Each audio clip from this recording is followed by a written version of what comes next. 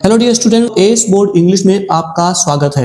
ये जो आप क्वेश्चन पेपर देख रहे हो प्यारे बच्चों, इसके बारे में हम आपको बताएंगे। क्लास 12 इंग्लिश बोर्ड पेपर है। ये एक वायरल पेपर है, ये ट्रेंडिंग पेपर है। इस पेपर को हमारा आपसे प्रॉमिस है, अगर आप पूरा तैयार कर लेते हो तो निश्चित रूप से आपके इस एग्जाम में 95% मार्क्स आपको इंग्लिश में जरूर मिलेंगे। 20 ईयर्स से ज्यादा 20 साल से तो हम बोर्ड एग्जाम के स्टूडेंट्स को पढ़ा रहे हैं, एग्जाम की कॉपी भी चेक कर रहे हैं। आपको कैसे एग्जाम में कॉपी लिखनी है, यूपी बोर्ड हो, सीबीएसई क्लास 12 इंग्लिश हो, एग्जाम पेपर कैसे करोगे, या how to write English paper in board exam to get full marks. Board exam copy writing tricks भी आपको इसमें हम बताने जा रहे हैं। देखिए, first 15 minutes are allotted for the candidates to read the question paper. Board exam का जो इंग्लिश का क्लास 12 का क्वेश्चन पेपर डिस्ट्रीब्यूट किया जाए, बांटा जाए, तो पहले पेपर बांटा जाए, कॉपी बाद में बांटी जाए। ये इसलिए 15 मिनट्स लिखे हुए हैं। This question paper is divided into 4 sections. All questions from all the sections are compulsory.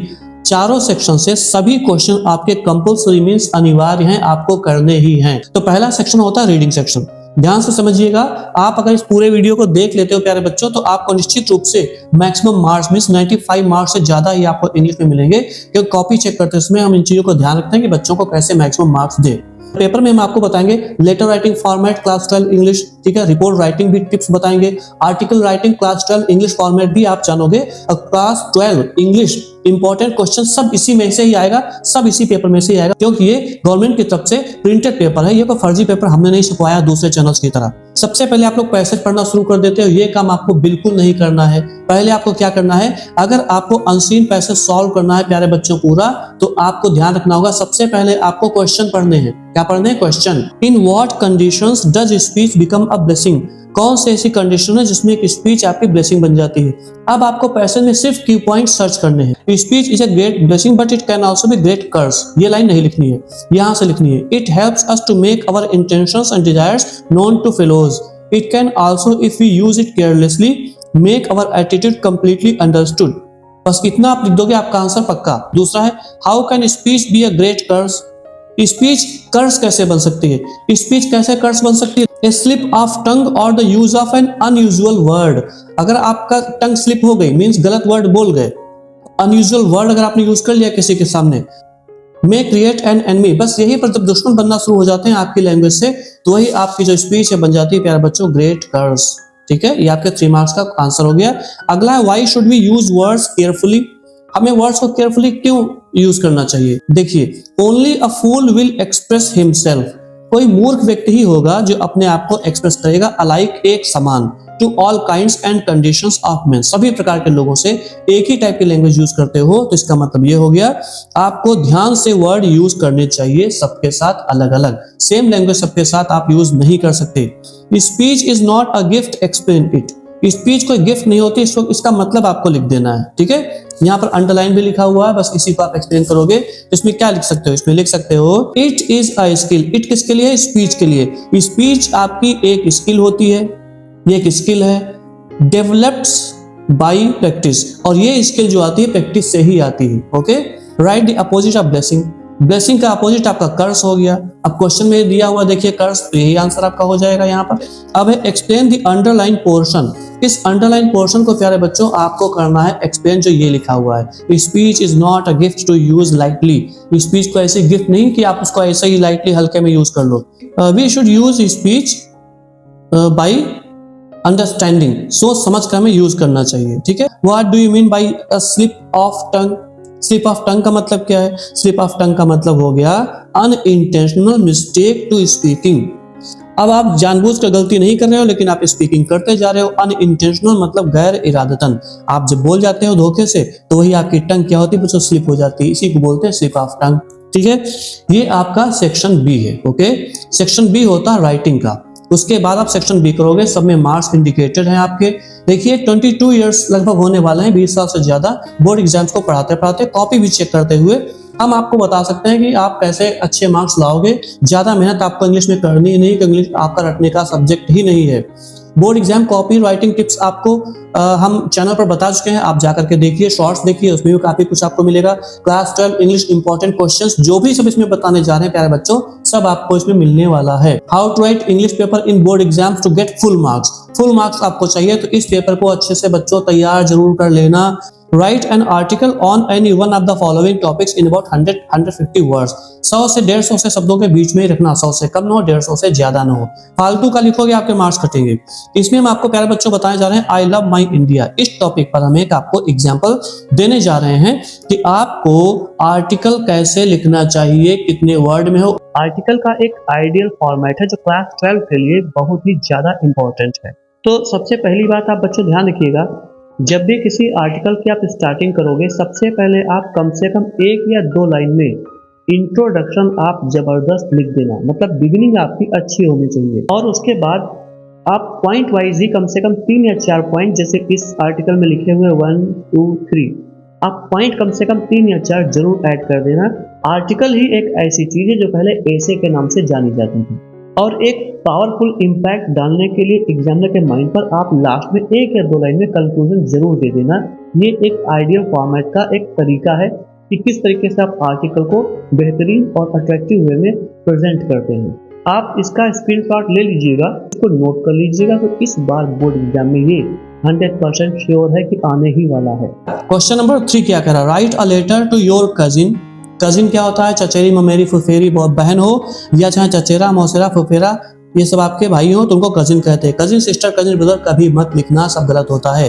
Congratulating आपको बधाई देना है, हिम मतलब उसको, ऑन हिज सक्सेस उसकी सफलता पर। इन एन एग्जामिनेशन, एक परीक्षा एग्जाम दिया उसने बोर्ड का, उसमें उसके अच्छे मार्क्स आ गए, आप उसको बधाई दोगे। ये आपको करना है प्यारे बच्चों, ठीक है। चलिए आप इसका एग्जाम्पल देख लीजिए, इसका मीनिंग समझाते हैं कि एक जो आइडियल आपका एप्लीकेशन फॉर्मेट होता है वो क्या होता है और कैसे लिखोगे, तभी आपको 100% मार्क्स मिलेंगे फुल। ये ध्यान रखिएगा। आप सभी लोग इसको स्क्रीनशॉट ले करके सेव कर लीजिए और इसे जरूर तैयार कर लेना।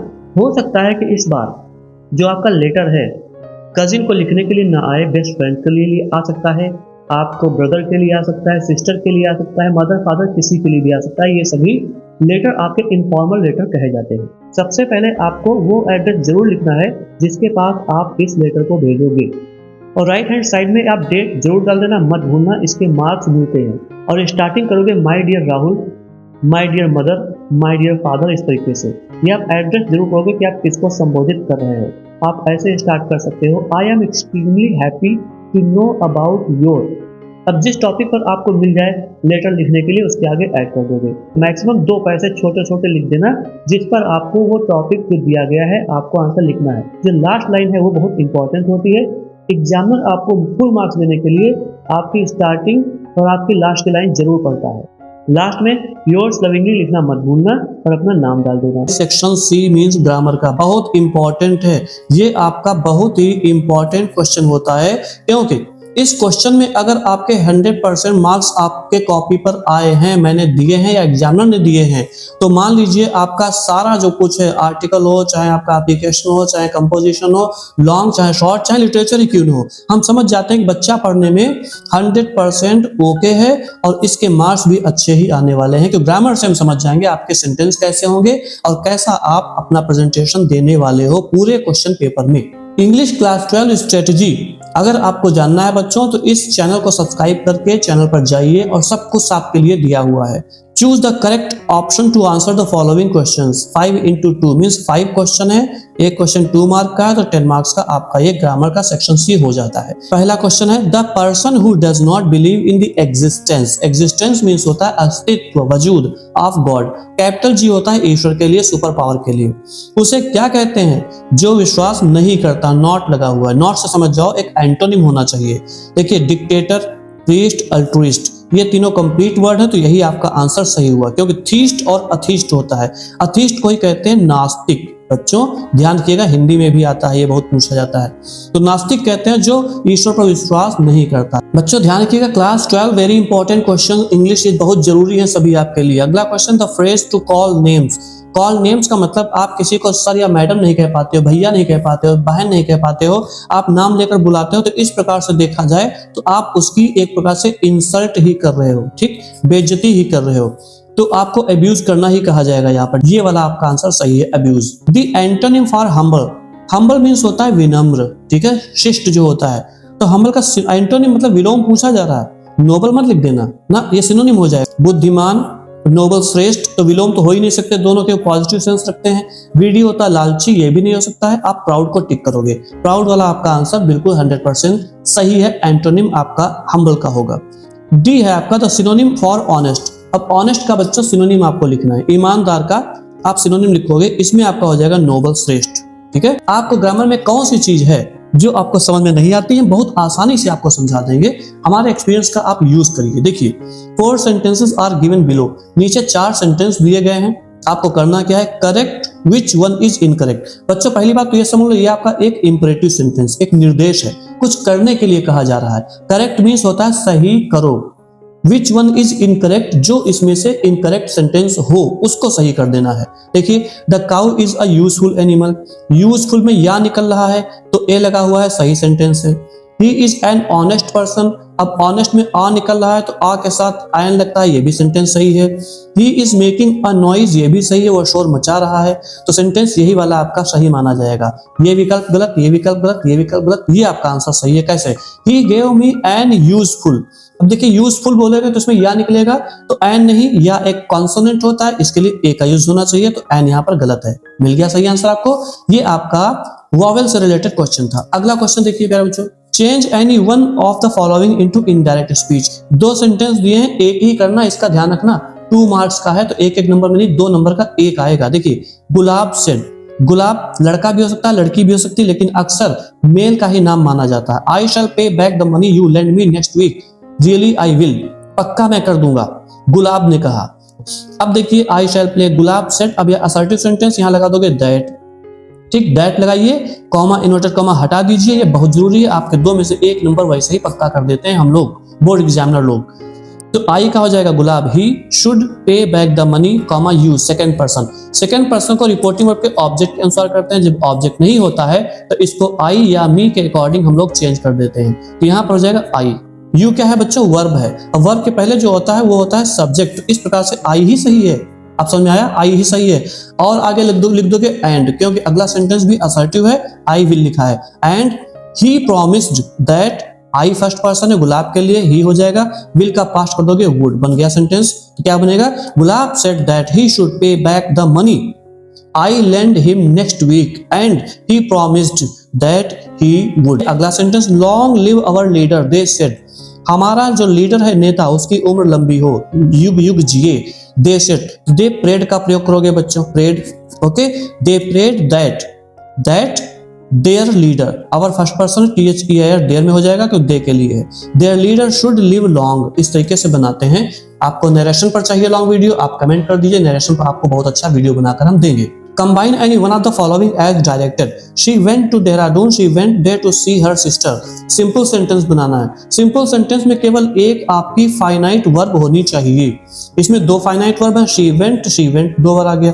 She went to Dehradun, वह देहरादून गई थी, किस लिए गई थी? To see her sister। ये आपका बच्चों infinitive हो जाएगा, इन्फिनिटी हो जाएगा, इससे आप इस सेंटेंस को जोड़ दोगे, तो इतना आप कट कर देना। She went to Dehradun to see her sister, वह अपने सिस्टर को देखने देहरादून गई थी, सिंपल सेंटेंस हो गया।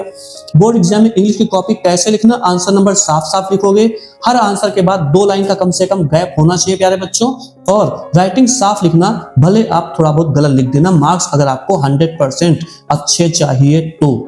आर्टिकल राइटिंग आप समझ चुके हो, लेटर राइटिंग आप समझ चुके हो, रिपोर्ट राइटिंग के बारे में आप नया वीडियो देख लीजिएगा हमारा, और how to write English paper in board exam, English का पेपर कैसे लिखना है, कैसे सॉल्व करोगे, सब तरीका इसमें हम आपको बता रहे हैं, क्योंकि क्लास 12 इंग्लिश बोर्ड पेपर आपका ये है, इसको जरूर तैयार करना। अगला सेंटेंस है it is certain he is guilty into complex sentence. इसको हम ऐसे भी बना सकते हैं, it is certain that he is guilty, आप दैट यहां पर लगा देना, आपको फुल मार्क्स मिल जाएंगे। देखिए सी पार्ट है प्यारे बच्चों, change any one of the following sentences. 2 दिए हैं, फर्स्ट और सेकंड, कोई एक ही करोगे, 2 नंबर का है। The air of hills is cooler than that of the lowlands, ये पॉजिटिव डिग्री में करना है। The air of hills is colder than that of the lowlands, तो कैसे बनाओगे, the air of, अब hills नहीं, the lowlands, the air of the lowlands is not so cold as that of, लगाओगे यहां पर that of हिल्स, हिल्स इधर आ जाएगा।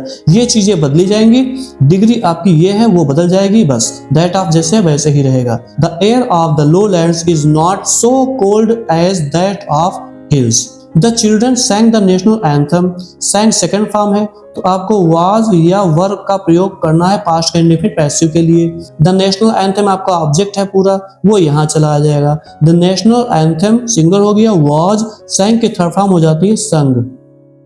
और द चिल्ड्रन इधर आएगा तो बाय द चिल्ड्रन हो जाएगा, by the children. The national anthem was, word नहीं आएगा क्योंकि सिंगुलर है the national anthem. The national anthem was sung by the children, passive voice आपका 100% सही है। Correct any one of the following sentences, करना आपको एक है, बताएंगे हम, फुल पेपर आपको सॉल्यूशन देंगे। Nitin is an university student, university में वही है या निकल रहा है तो आपको एन नहीं होना चाहिए, ए का यूज करना है। Nitin is a university student, सही हो गया। Sun rises in east and sets in west, sun हो, ठीक है, वेस्ट चाहे दिशा का नाम हो, ईस्ट सबके साथ दा लगाया जाता है। The sun rises in the east and sets in the west, अब ये सही हुआ। Use any one of the following pairs of words in your own sentences, खुद के सेंटेंस में आप यूज करोगे जिससे कि आपका मीनिंग जो है वो क्लियर हो जाए। कहेगा इन वर्ड्स का। वेन, इस वेन का मतलब होता है व्यर्थ, बेकार, ठीक। इस वेन का मतलब होता है नस या नब्ज, जिसको कहते हैं नब्ज टटोलता है डॉक्टर, ठीक है।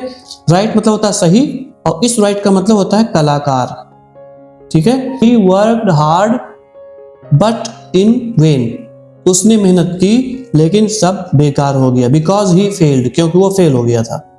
There are innumerable veins in our body, असंख्य नसें होती हैं हमारे शरीर में। राइट मतलब दिस आंसर इज राइट, बहुत आसान सेंटेंस है। और WRIGHT इसको भी राइट पढ़ेंगे। इसमें सेंटेंस क्या बनाओगे, इसमें सेंटेंस बनाओगे William Shakespeare was a play right. Play right का मतलब होता है नाटक लिखने की कला वाला व्यक्ति था विलियम शेक्सपियर, ओके। 5 मार्क्स का ट्रांसलेशन है। ट्रांसलेशन आपको कैसे करना होता है, ट्रिक्स समझिए और टिप्स समझिए। आपको इजी वर्ड का यूज करना है, ठीक। सेंटेंस आपके शॉर्ट होने चाहिए। भारत एक महान देश है, India is a great country. इस देश का कीड़ा भी रेशम पैदा करता है। Even an insect of this country produces silk, produces means पैदा करता है। यहाँ के अधिकांश लोग गांवों में रहते हैं। Most of the people here live in villages, देश की उन्नति गांवों की उन्नति पर निर्भर करती है। The progress of the country depends on the development of villages, development means उन्नति या विकास। अब देश के अधिकांश गांव आत्मनिर्भर हो गए हैं। Now most of the villages of the country have become self reliant. Self reliant means होता है आत्मनिर्भर। शिक्षा, स्वास्थ्य तथा यातायात के साधन सुलभ हो गए हैं। Facilities of education, health and transport have become easily available. छोटे बच्चे अपने गांव में अच्छी शिक्षा मिल रही है छोटे बच्चों को। Small children are getting good education in their own villages. यहाँ की हवा शुद्ध है। The air here is also pure. खेतों की हरियाली लोगों को काफी आकर्षित करती है। The greenery of the field attracts people a lot. A lot means बहुत ज्यादा। तमाम लेखकों ने अपने लेखन में ग्राम्य जीवन मतलब विलेज लाइफ की बड़ी सराहना की है। Almost all writers have greatly praised village life in their writings. Section 3 के खत्म होने के बाद आता है नंबर सेक्शन B का, लिटरेचर। इस पर हम आपको एक लॉन्ग वीडियो अलग से बना कर देंगे जिसमें हम आपको बताएंगे मोस्ट इम्पॉर्टेंट जो लॉन्ग क्वेश्चन है जो लिटरेचर का है, पूरा पोर्शन कितने मार्क का होता है। तो 40 मार्क्स का आपका केवल लिटरेचर का पोर्शन होगा प्यारे बच्चों, बहुत इंपॉर्टेंट है। फुल मार्क्स आपको इसमें बहुत आसानी से मिलेंगे। इंपॉर्टेंट क्वेश्चन जो आपके लिटरेचर के हैं वो हम आपके लिए नया वीडियो अलग से बताएंगे, क्वेश्चन और प्लस आंसर सहित। तो आपके 2 शॉर्ट आंसर इसमें दिए हुए, 2 इसमें दिए हैं, एक इसमें से करना है, एक इसमें से करना है, ठीक है। साहेब वही जो दिल्ली के किनारे गंदगी में बच्चे कूड़ा करकट बीनते थे, उसमें कुछ न कुछ ढूंढते थे कीमती चीजें, उस पर बनाया गया है। ये क्वेश्चन बहुत इंपॉर्टेंट है, इस पर जरूर आएगा। ये इंडिगो चैप्टर से गांधी जी वाले इंडिगो चैप्टर और ये वाला जो है साहब वाला जरूर तैयार कर लेना, इस पर 100% आने के चांस हैं। ये सब हम आपको बताएंगे most important question for class 12 English के लिए। दूसरा क्वेश्चन इसमें भी 2 दिए हैं, एक ही करना प्यारे बच्चों। इसके बाद 7 मार्क्स का है, 80 वर्ड में है, तो इसका मतलब ये हो गया ये आपका लॉन्ग क्वेश्चन कहा जाता है, ये भी प्रोज से ही है। तो एक लॉन्ग इसमें से आपको करना होगा, एनी वन क्वेश्चन ध्यान से पढ़िएगा। पहला लॉन्ग क्वेश्चन जो आपका बच्चों है वो कहाँ से है, फ्रीडम चैप्टर से है, जो पंडित जवाहरलाल नेहरू ने लिखा है। फ्रीडम इसमें वर्ड इंडिपेंडेंस आया हुआ, इससे आप आइडिया लगा लोगे। अब देखिए क्वेश्चन 9 जो है ये आपका है एक पोएम पर दिया हुआ, पोएट्री से एक सेक्शन आता है, एक स्टैंजा होगा जिसके नीचे कुछ क्वेश्चन लिखे होंगे, उसके आंसर आपको देने हैं। Those who prepare green wars, wars with gas, wars with fire, victory with no survivors, would put on clean clothes and walk about with their brothers in the shade doing nothing. Name the poem and the poet. तो इसमें क्या लिखना है, सीधे आपको poem name डाल देना है। तो ये किस पोएम से है? पोएम का नाम है कीपिंग क्वाइट। ओके, और इस पोएम को लिखने वाले हैं Pablo Neruda. What sort of wars are mentioned in the above lines? सीधी सी बात है, आंसर नंबर डालकर केवल इतना लिख देना, green Wars, Wars with gas, Wars with fire. 3 चीजें आप लिख दोगे, आपके 2 नंबर पूरे मिल जाएंगे, कोई नहीं काट सकता। लैंग्वेज बनाने की आपको जरूरत नहीं है। सी पर आप आते हैं, how should the lovers of war behave? तो इसका आंसर है दे शुड स्टॉप वायलेंस। उन्हें वायलेंस का मतलब क्या होता है? हिंसा, उसको बंद कर देना चाहिए। वियर क्लीन क्लॉथ्स, उनको अच्छे कपड़े पहनने चाहिए, लिखा हुआ यहाँ पर। और क्या करना चाहिए? And live peacefully like brothers, और शांति से रहने चाहिए जैसे कि भाई आपस में मिलकर रहते हैं। 3 है, देखिए central idea, my mother eight 66 road side stand a thing of beauty. John Keats ने जो लिखा है, मदर एट 66 100% इस बार बोर्ड एग्जाम में रखा है, आप केवल इसको तैयार करना। इसका सेंट्रल आइडिया हम यहीं पर तैयार करवा दे रहे हैं, ध्यान से समझिए। Class 12 English most important question में ये central idea my mother eight 66 100% sure है इस बार रखा होगा। आगे प्रियंका लिखा हुआ, प्रियंका एक लड़की है जिसको हम पढ़ाते हैं। The poem my mother eight 66 reflects the poets fear. ये कविता रिफ्लेक्ट करती है, पोएट्स मतलब कवि के फियर, डर को, एंड वरी चिंता को, about losing her ageing mother. Ageing का मतलब ढलती उम्र वाली माँ, अर्थात बुजुर्ग माँ की जो चिंता है कि उनकी जो उम्र है धीरे धीरे जा रही है। She feels sad as she realises. व्यक्ति को दुख होता है जब उसको रियलाइजेज मीन्स एहसास होता है that her mother is getting older, कि उसकी माँ धीरे धीरे ओल्डर मतलब और बूढ़ी होती जा रही है, कॉम्परेटिव डिग्री में है ये, एंड इज नियरिंग डेथ, और वो नजदीक जा रही है डेथ के। The poet expresses her hopelessness, helplessness लिखा है। The poet expresses her helplessness, कवियत्री प्रकट कर रही अपनी हेल्पलेसनेस मीन्स असहायता। इन दिस सिचुएशन, ऐसी स्थिति में कि किसी की एज धीरे धीरे घट रही है, बुजुर्ग हो रहा तो उसमें कोई कुछ नहीं कर सकता। And the fear of separation, और जो जुदाई, सेपरेशन में जुदाई या अलगाव, इसका जो डर है फ्रॉम हर मदर, उसकी माँ से। Highlighting the themes of ageing, ये हाईलाइट कर रही है चीज क्या? थीम, विषय वस्तु को। कौन सी विषय वस्तु? ऑफ एजिंग, की उम्र ढलती है। लव, प्रेम को भी प्रकट कर रही है कविता। एंड द पेन, दुख को भी प्रकट कर रही है पोएम। ऑफ सेपरेशन में अलगाव के, जुदाई के। स्क्रीनशॉट आप ले लीजिएगा, पिछले भी जो अभी आपको हमने बताए हैं। क्वेश्चन नंबर 11 ये आपका सप्लीमेंट्री से, ओके, सप्लीमेंट्री रीडर से है। आपको इसमें भी क्या होगा, 4 शॉर्ट आंसर दिए होंगे, एक ए से करना होगा, एक बी से करना होगा, 4 मार्क्स का 1 क्वेश्चन होगा, 8 मार्क्स ये हो गए। इसके बाद आपको ये जो मिलेगा क्वेश्चन नंबर 12, ये लॉन्ग आंसर के लिए है 1, क्योंकि 80 वर्ड्स में जो होता है वो लॉन्ग आंसर के लिए ही आता है। ठीक है, 2 दिए हैं, ए और बी, केवल एक करना आप, केवल एक। डॉक्टर सदाव, वही डॉक्टर सदाव वाला बहुत ही इंपॉर्टेंट क्वेश्चन है, ये बहुत ही इंपॉर्टेंट चैप्टर है। पूरा चैप्टर इस बार 100% पक्का है कि आएगा ही। जो शॉर्ट आंसर है, what was the forecast made by the astrologer regarding the tiger king. The tiger king बहुत इंपॉर्टेंट चैप्टर है जरूर, और डॉक्टर सदाव, ये 2 चैप्टर आप अच्छे तैयार कर लोगे, कोई भी क्वेश्चन आप मिस नहीं करोगे, पक्का 100% आएगा। ठीक है, सदाव वाला हो गया। Describe briefly the scene of the station as seen by Charlie. Charlie वही द 3rd लेवल वाला है, द 3rd लेवल जो आपका है लेसन, उसमें से आया हुआ है ये क्वेश्चन। ये भी बहुत इंपॉर्टेंट है, लेकिन आप 2 जरूर तैयार करना, द टाइगर किंग और डॉक्टर सदाव वाला जो चैप्टर है एनिमी वाला आपका। ठीक है, अब देखिए, या तो ये कर देना, who was the pale face woman, what was she doing. Pale face मतलब थके चेहरे वाली कौन महिला थी और कर क्या रही थी। तो प्यारे बच्चों, इस क्वेश्चन पेपर को अगर आप सॉल्व कर लेते हो, अगर आप इसको प्रिपेयर कर लेते हो, तो हमारा आपसे 100% प्रॉमिस है, ध्यान रखिएगा। और फेल भी बहुत से स्टूडेंट किए हैं नहीं, फेल हुए हैं, क्योंकि उन्होंने आंसर राइटिंग का तरीका नहीं सीखा, बोर्ड एग्जाम कॉपी राइटिंग कैसे करें ये उनको नहीं पता था। प्यारे बच्चों, जल्दी मिलते हैं अगले वीडियो में, तब तक आपसे हम उम्मीद करते हैं कि इस वीडियो को शेयर कर देना, लाइक कर देना, और कमेंट में लिखना कि अगला वीडियो आपको किस टॉपिक पर चाहिए। All the best, God bless you all.